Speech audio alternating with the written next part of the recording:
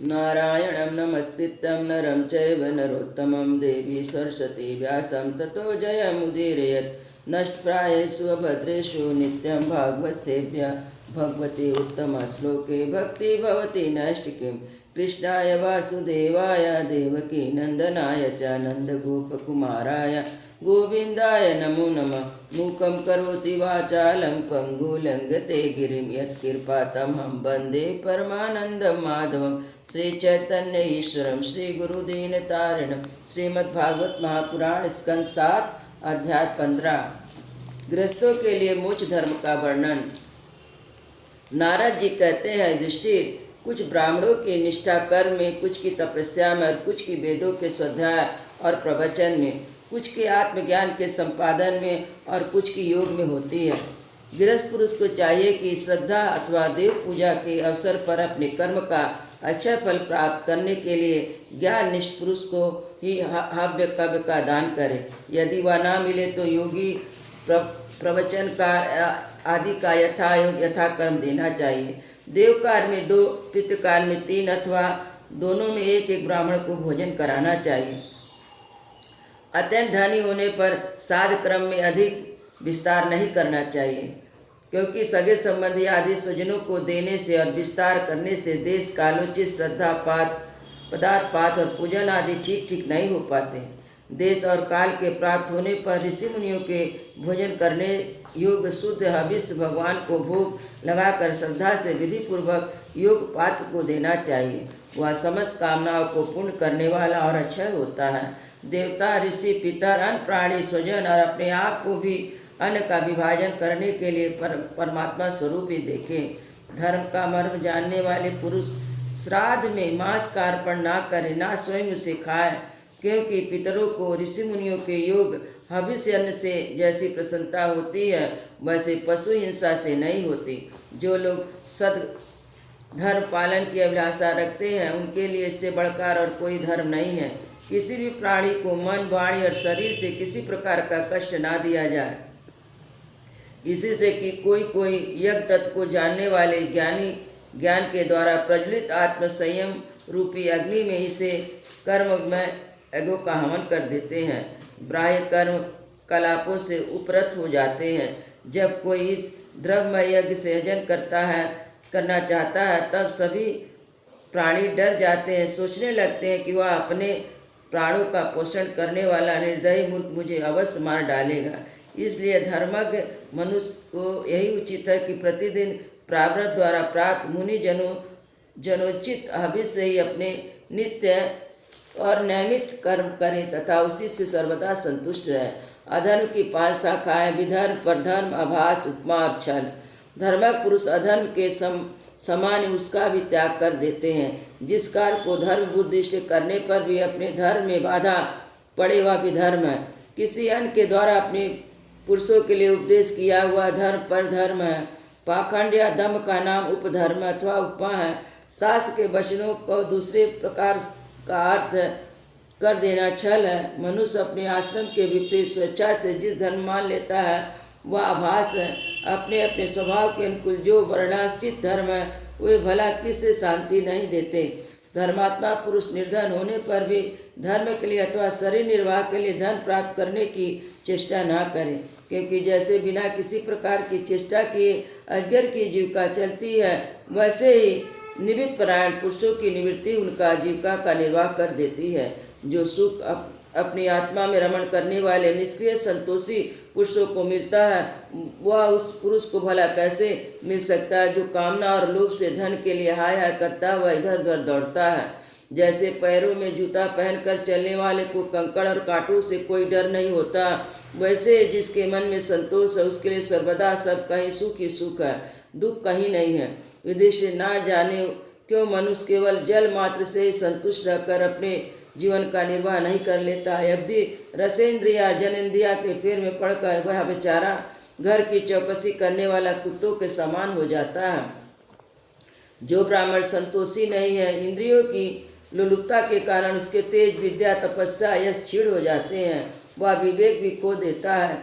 भूख और प्यास मिट जाने पर खाने पीने की कामना का अंत हो जाता है। क्रोध भी अपना अपना पूरा करके शांत हो जाता है। यदि मनुष्य पृथ्वी की समस्त दिशाओं को जीत ले, भोग ले, तो भी लोभ का अंत नहीं होता। अनेक विषयों के ज्ञाता शंकाओं का समाधान करके चित्त में शास्त्रोक्त अर्थ को बैठा देने और विद्वत सभा के सभापति बड़े बड़े विद्वान में असंतोष के कारण गिर जाते हैं। धर्मराज संकल्प के परित्याग से काम को, कामनाओं के त्याग से क्रोध को, संसार के लोग जिसे अर्थ कहते हैं उसे अनर्थ समझकर लोभ और तत्व के विचार से भय को जीत लेना चाहिए। आत्मविद्या से शोक और मोह, संतों की उपासना से दम पर, मौन के द्वारा, योग के द्वारा विघ्न पर और शरीर प्राण आदि की निचेष्टा करके हिंसा द्वारा विजय प्राप्त करनी चाहिए। आदि भौतिक दुख को दया के द्वारा, आदि दैविक वेदना को समाधि के द्वारा, आध्यात्मिक दुख को योग बल से, निद्रा को सात्विक भोजन, संग आदि से सेवन से जीत लेना चाहिए। रसतो गुण द्वारा, रजोगुण एवं तमोगुण द्वारा, उपरहित द्वारा सतोगुण पर विजय प्राप्त करना चाहिए। गुरुदेव की भक्ति द्वारा साधक इन सभी दोषों पर सुगमता से प्राप्त कर सकता है। हृदय से ज्ञान दीपक जलाने वाले गुरुदेव अर्थात साक्षात भगवान ही है। जो दुर्बुद्ध पुरुष उनके मनुष्य समझता है, उसका समझ शास्त्र श्रवण हाथी के स्नान के समान व्यर्थ है। बड़े बड़े योगेश्वर जिनके चरण कमलों का अनुसंधान करते रहते हैं, प्रकृति और पुरुष के अधीश्वर स्वयं भगवान ही गुरुदेव के रूप में प्रकट है। इन्हें लोग भ्रम से मनुष्य समझते हैं। शास्त्रों में जितने भी नियम संबंधी आदेश है, उनका एकमात्र तात्पर्य ही है कि काम, क्रोध, लोभ, मोह और मद मत्सर इन 6 शत्रुओं पर विजय प्राप्त कर ली जाए, अथवा 5 इंद्रियां और मन ये 6 वश में हो जाए। ऐसा होने पर यदि उन नियमों द्वारा भगवान के ध्यान, चिंतन आदि की प्राप्ति नहीं होती, तो उन्हें केवल श्रम ही श्रम समझना चाहिए। जैसे खेती, व्यापार आदि और उनके फल को भी योग साधना के फल भगवत प्राप्ति या मुक्ति नहीं दे सकते, वैसे ही दुष्ट पुरुष के श्रोत स्मार कर्म ही कल्याणकारी नहीं होते, प्रयुक्ता उल्टा फल देते हैं। जो पुरुष अपने मन पर विजय प्राप्त करने के लिए उद्यत हो, वह आसक्ति और परिग्रह का त्याग करके संन्यास ग्रहण करे, एकांत में अकेला ही रहे, भिक्षावृत्ति से शरीर निर्वाह के मात्र के लिए स्वल्प और परिमित भोजन करे, युधिष्ठिर पवित्र और समान भूमि पर अपना आसन बिछाए, सीधे स्थिर भाव से समान और सुख पर आसन से उस पर बैठकर ओंकार का जप करे। जब तक मन संकल्प विकल्पों को छोड़ ना दे, तब तक नासिका के अग्रभाग पर दृष्टि जमा कर पूरे कुंभक रेचक द्वारा प्राण अपान की गति को रोके। काम की चोट से घायल चित्त इधर उधर चक्कर काटता हुआ जहाँ जा विद्वान पुरुष को चाहिए कि वहाँ से लौटा लाए और धीरे धीरे हृदय में रोके। जब साधक निरंतर इस प्रकार का अभ्यास करता है तो ईंधन के बिना जैसे अग्नि बुझ जाती है, वैसे ही थोड़े समय उसका चित्त शांत हो जाता है। इस प्रकार जब काम वासनाएं चोट करना बंद कर देती हैं तो समस्त विद्या तन शांत हो जाती हैं। तब चित्त ब्रह्मानंद के संस्पर्श से मग्न हो जाता है, फिर उसका कभी उत्थान नहीं होता। जो सन्यासी पहले तो धर्म अर्थ काम के मूल कारण गृहस्थ का परित्याग कर देता है, वह उन्हीं का सेवन करने लगता है। निर्लज अपने उगले हुए खाने वाला कुत्ता ही है। जिन्होंने अपने शरीर को अनात्म, मृत्युग्रस्त और विष्टा कृमि राख समझ लिया, वे मूढ़ फिर आत्मा मानकर उसकी प्रशंसा करने लगते हैं। कर्म त्यागी गृहस्थ, व्रत त्यागी ब्रह्मचारी, गांव में रहने वाले वानप्रस्थ, इंद्र लोलुप सन्यासी, ये चारों आश्रम के कलंक है। यह व्यर्थ आश्रम का ढोंग करते हैं। भगवान की माया से विमोहित उन मूढ़ों पर तरस आकर उनकी उपेक्षा कर देनी चाहिए। आत्मज्ञान द्वारा उनकी सारी वासनाएं निर्मूल हो गई हैं। जिसने अपनी आत्मा को पर ब्रह्म स्वरूप जान लिया, वह किस विषय की इच्छा और किस भोक्ता की तृप्ति के लिए इंद्रिय लोलुप होकर अपने शरीर का पोषण करेगा। उपनिषदों में कहा गया है कि शरीर रथ है, इंद्रियां घोड़े हैं, इंद्रियों का स्वामी मन लगाम है, शब्द आर्थिक विषय मार्ग है, बुद्धि सारथी है, चित्त ही भगवान द्वारा निर्मित बांधने की विशाल रस्सी है, 10 प्राण धूरी है, धर्म अधर्म पहिए हैं। इसका अभिमानी जीव रथी कहा गया है। ओंकार उस रथी का धनुष है, शुद्ध आत्मा बाण है, परमात्मा लक्ष्य है। इन ओंकार के द्वारा अंतरात्मा को परमात्मा में लीन कर देना चाहिए। राग द्वेष लोभ मोह शोक भय मद मान अपमान, दूसरों के गुणों में दोष निकालना, छल विद्या, दूसरों की उन्नति देखकर जलना, तृष्णा, प्रमाद, भूख, नींद, ये सब ऐसे ही जीवों के बहुत से शत्रु हैं जिनमें रजोगुण तमोगुण वृत्तियाँ अधिक है। कहीं कहीं कोई कोई तो सतोगुण प्रधान ही देखे जाते हैं।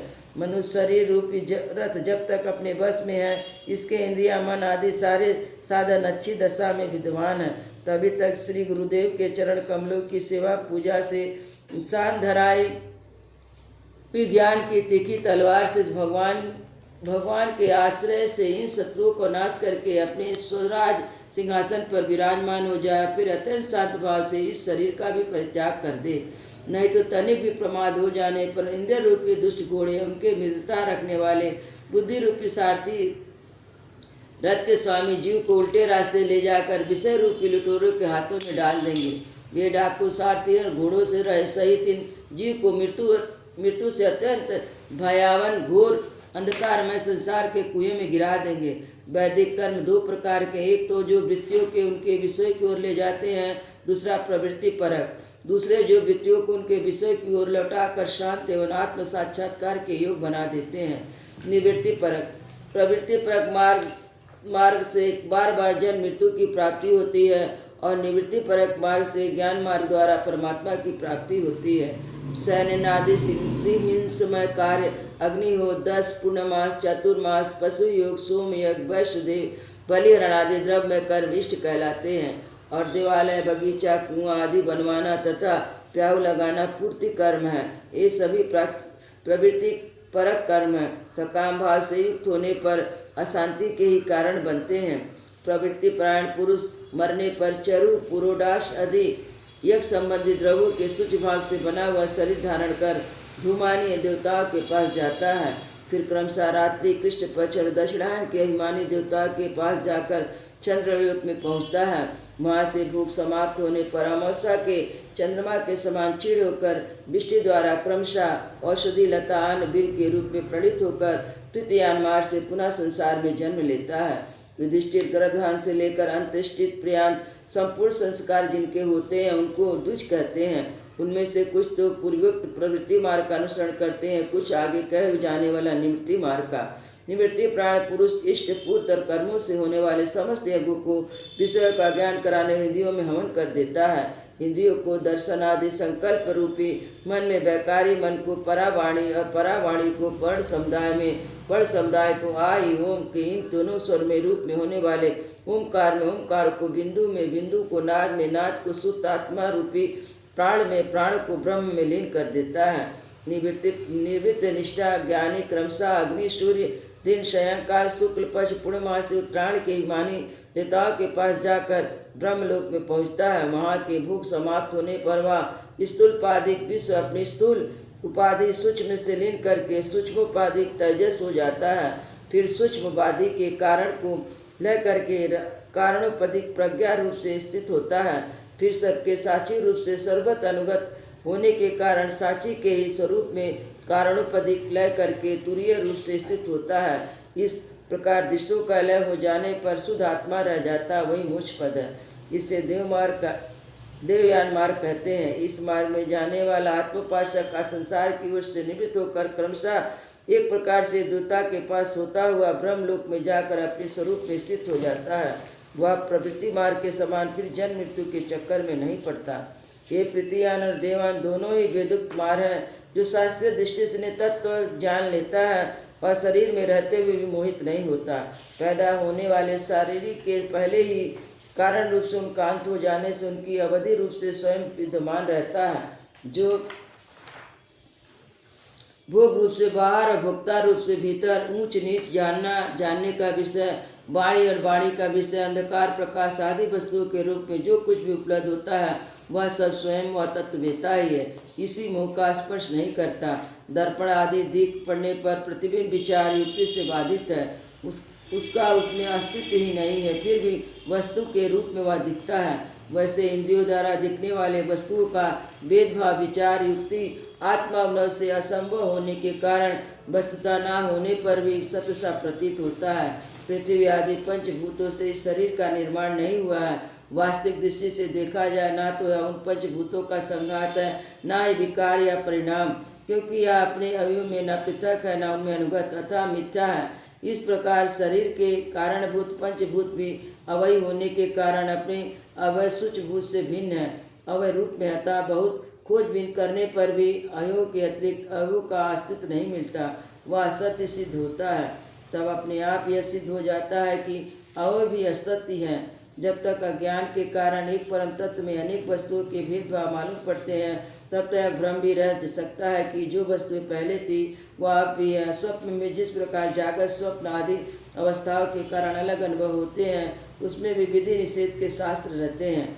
वैसे ही जब तक से भिन्नता के अस्तित्व का मोह बना हुआ है, तब तक यहाँ विधि निषेध के शास्त्र भी हैं।